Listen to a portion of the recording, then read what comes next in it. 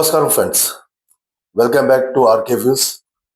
ఈ రోజు మన టాపిక్ కొంచెం తెలంగాణ పాలిటిక్స్ మీద ఉంటుంది.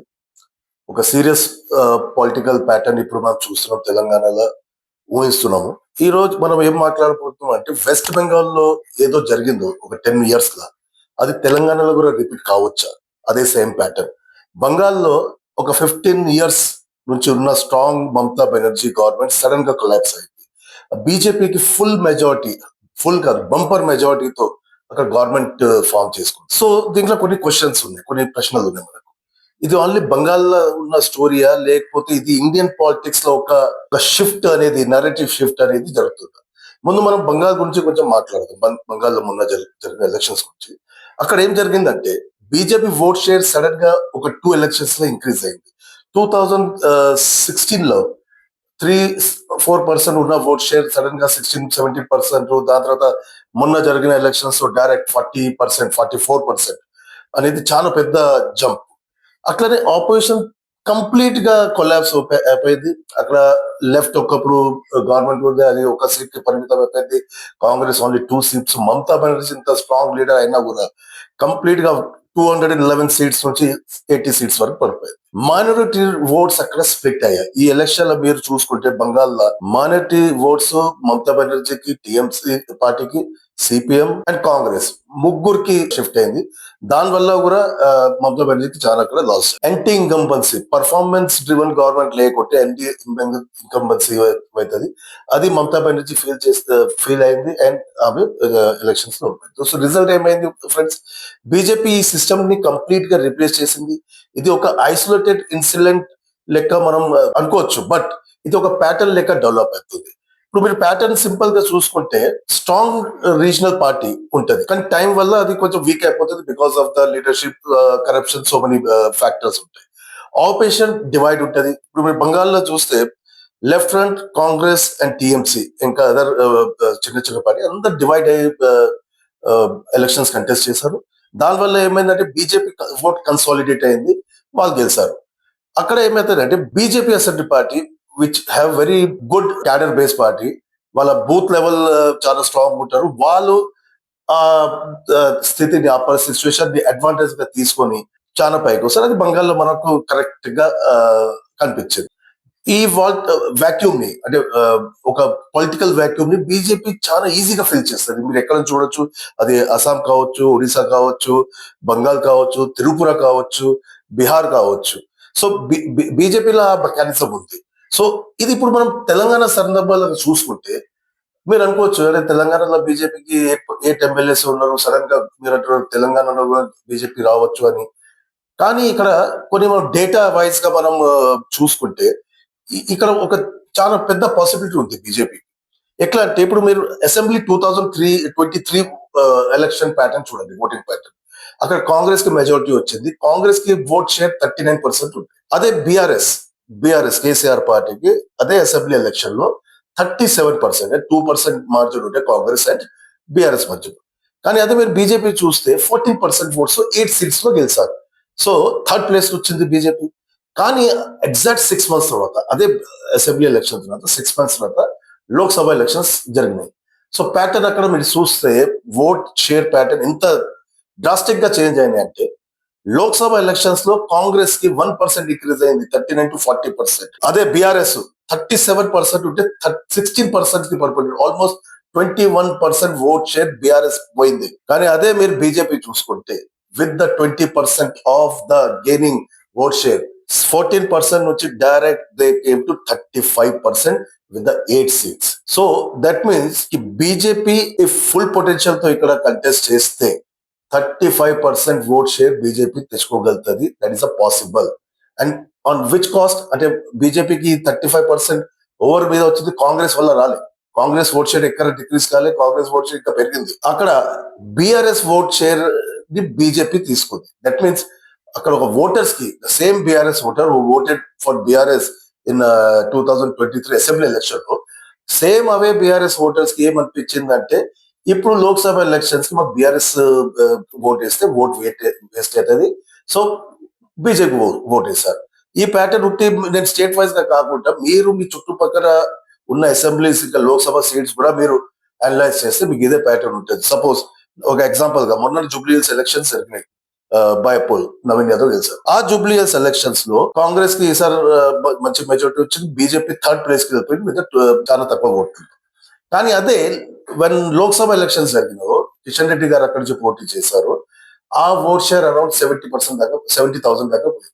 దట్ మీన్స్ కిషన్ రెడ్డికి సేమ్ ఓటర్ ఓరు బీఆర్ఎస్ కి మొన్న ఓట్ వేశారు 70-80, సేమ్ ఓటర్ కిషన్ రెడ్డి గారికి లోక్సభలో వేశారు.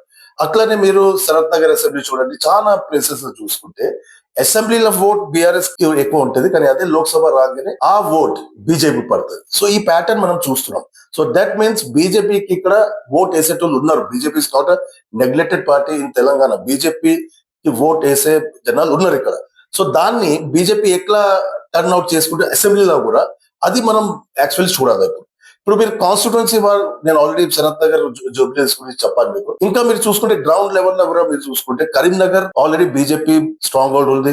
ఆదిలాబాద్ ట్రైబల్ హిందుత్వ బెల్ట్, చాలా స్ట్రాంగ్ బెల్ట్, మన కన్సోలిడేటెడ్ అయితే అక్కడ. చేవల లోక్సభ చూసుకుంటే పరిగి సెగ్మెంట్ లో ఒక ఎగ్జాంపుల్, ఇప్పుడు మీరు నంబర్ చూస్తే అసెంబ్లీలో చేవలలో పరిగి సెగ్మెంట్ లో, లోక్సభలో పరిగి అసెంబ్లీలో అసెంబ్లీ ఎలక్షన్ అప్పుడు 16,000 ఓట్స్, అంటే 16,000 ఓట్లు వచ్చినాయి బీజేపీకి. కానీ అదే విదిన్ 6 months అదే పరిగిలో 70,000, 70,000 ఓట్లు వచ్చినాయి. సో సేమ్ ఓటర్, కానీ ఎలక్షన్స్ బట్టి వాళ్ళ డిసిజన్ చేంజ్ అవుతుంది. సో ఈ మైండ్ సెట్ ని వాళ్ళు చేంజ్ చేయగలిగితే, లేదు మేము ఇక్కడ కూడా గవర్నమెంట్ ఫామ్ చేయగలుగుతాం స్టేట్ లో కూడా, దెన్ ఈ ఓట్ పర్మనెంట్ అక్కడ ఉండొచ్చు. సో ఇది ఒక స్ట్రాటజిక్ బిహేవియర్ ఓటర్స్ తెలంగాణలో నడుస్తుంది. సో ఇది ఎప్పుడైనా కంటిన్యూ అవుతుంది మనం చూడలేము. So voter mind set shift కావాలంటే ఇప్పుడు బీజేపీయో లేకపోతే ఇప్పుడు ఏం చేయగలుగుతారు, లోకల్ లీడర్స్ ని ఇంకా అక్కడ వీళ్ళు స్ట్రాంగ్ చేయాలి. ఇప్పుడు కూడా బండి సంజయ్ గాని, కిషన్ రెడ్డి, ధర్మపురి అనే లీడర్స్ ఉన్నారు. కానీ ఇంకా ఆ ఒక ఏమంటారు కరెక్ట్ గా ఇక్కడ అది జెల్ ఎత్తలేదు వాళ్ళ దాంట్లో. సో సమ్వేర్ ఇక్కడ ఒక అది ఉంది. సో కాస్ట్ ఈక్వేషన్స్ కూడా కొంచెం చూడాలి. కాస్ట్ ఈక్వేషన్స్ కరెక్ట్ గా ఇక్కడ జెల్ ఎత్తలేదు తెలంగాణలో బీజేపీకి. అట్లా మనం లోక్సభ షిఫ్ట్ అయితే then there is a national leadership, strong PM face Modi. So మోదీని చూడంగానే ఓట్ చేస్తారు పబ్లిక్, వాళ్ళు బీజేపీ ఓటర్ ఉన్నా లేకున్నా కూడా. అందుకే మోదీ ఫ్యాక్టర్ లోక్సభలో బాగా స్పైక్ చేస్తారు బీజేపీ. కానీ అస్వంతి మోదీ ఫ్యాక్టర్ అనేది ఒక ఫేస్ తెలంగాణలో లోకల్ గా లేరు బీజేపీకి. That's why assembly election votes ని హోల్డ్ చేయలేకపోతున్నారు. సో ఇది ఒకటి. ఇప్పుడు మొన్ననే మనం చూస్తే 10th సండే రోజు బీజేపీ ర్యాలీ అయింది, మోదీ ప్రైమ్ మినిస్టర్ మోదీ వచ్చారు. సో ఇప్పుడు వాళ్ళు ఏం చేస్తారంటే ఆ ఇంపాక్ట్ ఏం చేస్తారు, క్యాడర్ ని బూస్ట్ చేస్తారు. ఫ్లోటింగ్ ఓటర్స్, ఇప్పుడు దాకా మేము చెప్పాం కదా, ఫ్లోటెడ్ ఓటర్స్ బీఆర్ఎస్ బీజేపీ మధ్యలో ఫ్లోట్ అయిన ఓటర్స్ ని ఇంటాక్ట్ చేయాలా, అట్రాక్ట్ చేయాలా అని ఒక ప్రయాసం వాళ్ళు చేస్తున్నారు అనిపిస్తుంది. సింగిల్ గా సిగ్నల్ ఏమి ఇచ్చారంటే బీజేపీ ఇక్కడ సీరియస్ గా ఉంది, తెలంగాణ వాళ్ళకి నెక్స్ట్ టార్గెట్. బికాస్ సౌత్ లా కర్ణాటక వాళ్ళు ఉన్నారు, ఆల్రెడీ గవర్నమెంట్ ఫామ్ చేశారు, ఇప్పుడు కావచ్చు. కానీ తమిళనాడు, కేరళకు వచ్చే వాళ్ళకి టఫే. ఆంధ్రాలో విత్ టీడీపీ ఉన్నారు. సో తెలంగాణ వాళ్ళకి ఒక 4 years లెక్క ఉంది. ఈ 4 years కి వాళ్ళు ఎప్పుడైనా బదులు కొట్టాలని ఆలోచిస్తారు. సో ఇప్పుడు బంగాల్ తెలిసినాక ఆ జోష్ లో వాళ్ళు తెలంగాణ మీద దృష్టి ఎక్కువ ఉంది. సో ఇది ఏం ఇండక్ట్ అవుతుందంటే రేవంత్, ఇంకా ఒకడేమంటే ఇప్పుడు మనకు రేవంత్ రెడ్డి అండ్ మోదీ మధ్యలో రిలేషన్ కూడా కొంచెం ఇక్కడ కన్ఫ్యూజన్.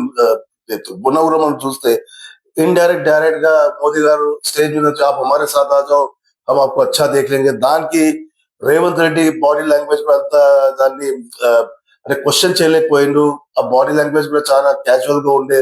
సో అది ఒక డేంజర్ గా సిగ్నల్ కూడా అనిపిస్తుంది. కాంగ్రెస్ లో వాళ్ళ తన స్పేస్ ప్రొటెక్ట్ చేస్తుంది రేవంత్ రెడ్డిని, కానీ బీజేపీ కొంచెం అప్పుడప్పుడు ఈయనని ఎక్స్పోజ్ చేస్తుంది, is out cider for the Congress. So ఇంకా ఏమైందంటే మధ్యలో బీఆర్ఎస్ ఈ పోటీలో స్క్వీజ్ అయిపోతుంది. ఎక్కడో వాళ్ళు మొత్తం ఏమంటారు దాన్ని, ఇక్కడ కాంగ్రెస్, ఇక్కడ బీజేపీ, బీఆర్ఎస్ దాంట్లో నాకు తెలిసి వాళ్ళే బలి పశువులు లెక్క అవుతున్నారు. సో ఇక్కడ పొలిటికల్ షిఫ్ట్ ఏమవుతుందంటే, ఇప్పుడు దాకా నడిచిన మనం సినారియో చూసుకుంటే బీఆర్ఎస్ కాంగ్రెస్ మధ్యనే అసెంబ్లీ ఎలక్షన్స్ లో పోటీ ఉంటుండే కూడా. కానీ ఇప్పుడు కాంగ్రెస్ కొంచెం స్టేబుల్ గా ఉంది, గవర్నమెంట్ ఫామ్ చేసింది, 25 గవర్నమెంట్ వచ్చేసింది. Now the number two fight ఉంది బీజేపీ బీఆర్ఎస్ మధ్యలో. నంబర్ 2 ఫైట్ అనేది జరుగుతుంది. Who is the number 2 main opposition party Telangana over అవుతారు. సో బీజేపీ ఆ బీఆర్ఎస్ ని ఇక్కడ నుంచి నంబర్ 2 నుంచి జరిపేయాలని ప్రయత్నం వాళ్ళు చేస్తున్నారు. వాళ్ళు నంబర్ 2 రావాలని ప్రయత్నం చేస్తున్నారు. ఇప్పుడు రాబోయే జిహెచ్ఎంసీ ఎలక్షన్స్ లో వాళ్ళు అదే ట్రై చేస్తారు. బాగా పోటీ ఇచ్చి మంచి సీట్లు గెలవాలని అనుకుంటారు లాస్ట్ టైం. సో అది ఒకటి ఉంటది. సో బంగాల్ గుర్తుంది కదా, అక్కడ కూడా ఇదే నడిచింది. ఒక రీజనల్ పార్టీ వీక్ అయింది. రీజనల్ పార్టీ వీక్ కాగానే నేషనల్ పార్టీ బీజేపీ ఆ స్పేస్ తీసుకొని ఇప్పుడు తెలంగాణలో కూడా ఒక నేషనల్ పార్టీ గవర్నమెంట్ లో ఉంది, ఒక రీజనల్ పార్టీ ఆపోజిషన్ లో ఉంది. ఆ రీజనల్ పార్టీలో ఉన్న క్రాక్స్, ఫ్యామిలీ క్రాక్స్ ఉండొచ్చు, లేకపోతే ఫ్లోటింగ్ ఓటర్ ఉండొచ్చు, అవన్నీ క్రాక్స్ ని బీజేపీ యూజ్ చేసుకొని తర్వాత వాళ్ళు ఈ క్రాక్స్ ని ఫిల్ చేసి ఆ స్పేస్ తీసుకుంటారా అనేది అది మనకు అనిపిస్తుంది. ఇక్కడ మెసేజ్ ఏముందంటే ఆపరేషన్ వీక్ అయింది అనుకోండి, అక్కడ బీజేపీ ఈజీగా ఫిల్అప్ చేసుకుంటారు. Because they have a good mechanism, electoral mechanism ఉంది, వాళ్ళ దగ్గర క్యాడర్ ఉంది, పని చేయడానికి బూత్ స్థాయి లెవెల్ క్యాడర్ ఉంటుంది. సో ఇక్కడ మనం ఫైనల్ గా ఒక క్వశ్చన్స్ ఏమనుకుంటామంటే, తెలంగాణ నెక్స్ట్ వెస్ట్ బెంగాల్ కావచ్చా, లేకపోతే ఇది ఏమైనా డిఫరెంట్ గా ఉంటుందా తెలంగాణ కన్నా? మీ ఒపీనియన్ మీరు కమెంట్స్ రూపంలో చెప్పొచ్చు. ఈ వీడియో నచ్చితే ప్లీజ్ లైక్ చేయండి, సబ్స్క్రైబ్ చేయండి. ఆ, మా మమ్మల్ని ఎంకరేజ్ చేస్తే ఇంకా మంచి వీడియోస్ తో మీకు వస్తాం. థ్యాంక్స్ అండి.